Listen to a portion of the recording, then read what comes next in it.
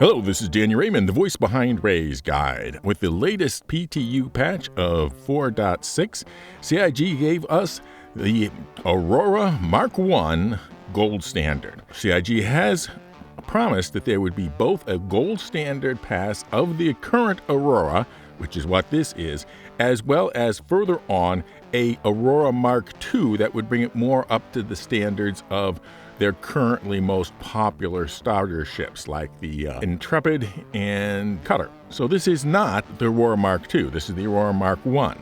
So let's take a look around it and see how they implemented this minimal gold standard pass. Everything that's new and operable on the Aurora is marked by a bright blue button. So look for the bright blue buttons here. Up on the front of the starboard side is this button, and it opens a panel that is a rifle storage. It doesn't not look like it will be able to handle something as large as a rail gun, but it does look like it will handle most shoulder-mounted weapons. The opposite side also has a panel that is broken into two parts. One is labeled as being gadget storage, and the one is listed as being pistol storage. Now let's come inside the ship,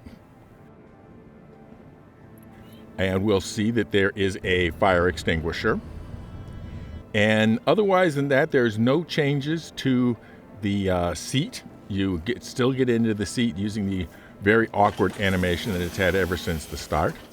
But then you will also see towards the bed. I don't know if this is something new or not. If you look down, there is the access point for the internal storage of the Aurora 900 Centa SCU. Now let's go back to the outside and we'll look at the port side. First thing we'll see here, there's a blue button labeled fuel, and that opens up a side fuel port. I'm not sure if this will be what you will fuel from a Starfarer, or if this is going to be somehow associated with manual fueling. But we've seen a lot of ships with side-mounted fuel ports, and this Aurora Mark I Gold Standard has that as well. But up above, there is a button that's labeled Component Bay. And if we click that, it opens up a panel that is between the two wings on the Aurora. The wings have not changed, they're not movable or any of the things other folks have imagined is happening for an Aurora Mark II. None of that is changed on the Aurora Mark I, and what we see here is a size 1 power plant. And then if we move to the back of the ship, there's a button labeled Shield, and that opens up near the back of the ship a size 1 shield generator. Now that is on the port side. The starboard side is exactly the same, with the exception of not having the fuel port. Towards the front, you have a component access button that opens for a size 1 engine, and then towards back another labeled shield that opens with it opens a panel to get access to the shield. Now, the next place to look is underneath the ship. And so if you go underneath the ship and look towards the front, you'll see that there's a blue button, and that blue button has a drop-down panel that has this one thing that appears to be completely decorative, and the fuse box. So here is where your fuse boxes are, outside and underneath. And that is pretty much what you immediately see when you go do a walk around of the Aurora Mark I Gold Standard. But if you're keeping track in your head, there's still a few things missing. By using F4 and looking high, notice that there was a small button next to the roof-mounted scoop. But how do I get up there? How do you get up there? I walked all around, I tried many different possibilities, and there does not seem to be any particularly effective way of climbing onto the roof. We have a lot of other ships, like the Arrow, etc., that have roof-mounted access, but all of them usually have some way that you can easily crawl up onto the roof. Maybe you have to use an Atlas Geo and jump up here. The solution I struck upon was to call up a Corsair, bring the Aurora next to it, and then use the elevator to climb up to the roof of the Corsair and then jump across.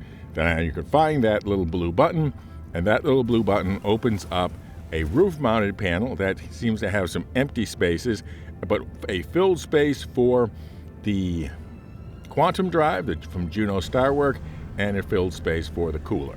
So that completes the list of all of the places where you find your components and can work on an Aurora Mark I Gold Standard ship. Enjoy it. This will probably be The last update we will see of the Aurora, everything else directed towards the Aurora from this point on, will undoubtedly be directed towards the Mark II Aurora that has already been promised. So let's have a few words about the Aurora Mark II. What will it be like?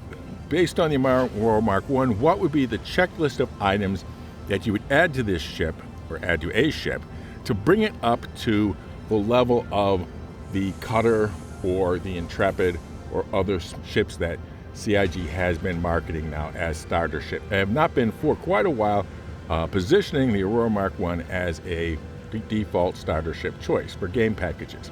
Off the top of my head, I would either bring all of these components inside or at least put them all in a common location where they can easily be accessed from the out. I would definitely believe that the gun rack should be moved inside, and there should also be a suit locker inside the ship.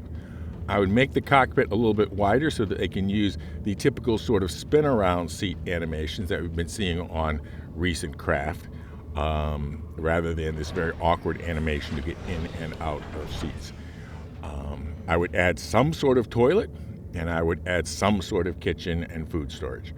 That would bring the Aurora Mark II up to the same standards as the base Cutter and the Intrepid, which are ships that apparently have been quite popular and CIG has been pushing as starter ships in most of their events. So now on to my channel events. We have our special VU Art CitizenCon Awards for Captain's members of a VR headset to play Star Citizen on. And again, 4.6 has already shown that they're adding a whole lot of extra features to the VR. They are clearly giving this, what's currently described as an experimental mode, a lot of work. And that both Squadron 42 and Star Citizen in the future is going to be a fully VR-capable game. Consider upgrading to the Captain's tier for a quite substantial chance of getting a top-tier VR headset to do that. And then we have our regular Roll the Channel ship giveaways. The ILW Week giveaway for the massive Ironclad Assault, and the IAE Week giveaway for the multi-industrial capital ship, the Galaxy. 1 entry per video. Members, you're entered automatically. Everyone else, subscribe and comment, somehow including the secret word. And the secret word for this video is what I needed to get on top of the Aurora Mark I. Fly safe, keep it real, and I'll see you in the verse. This is Danny Raymond with Ray's Guide.